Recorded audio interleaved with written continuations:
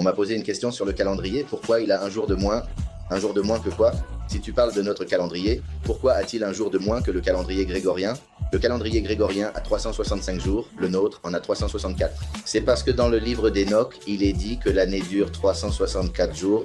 Mais ce qu'il me dit ensuite me fait penser que la première question se réfère à autre chose. Pourrais-tu expliquer pourquoi tu changes le jour du début de l'année? Je ne sais pas si ça fait référence au fait que, par exemple, le calendrier que nous suivons cette année a commencé le 23 mars et donc l'année prochaine commence à ce moment-là.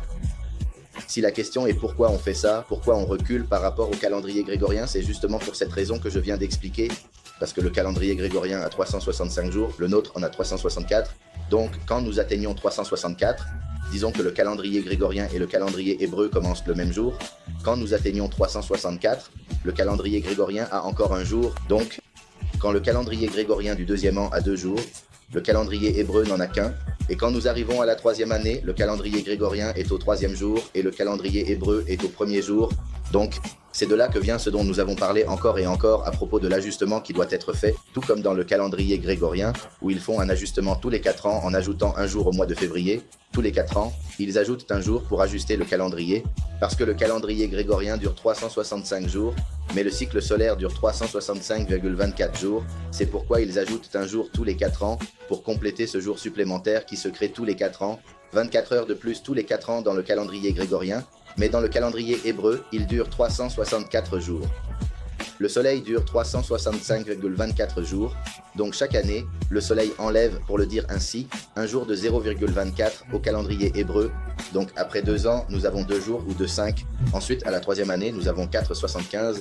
À la 4e année, là nous avons déjà 6. Après 5 ou 6 ans, selon le moment où l'on compte, car bon, je répète, 1 et 25 pour arrondir, puisque c'est 1 et 24 et quelques décimales, 1 et 25, là avec 3, comme je le disais, nous avons 3,75, donc avec 6, ça ferait 7,5, et c'est là qu'on ajoute une semaine.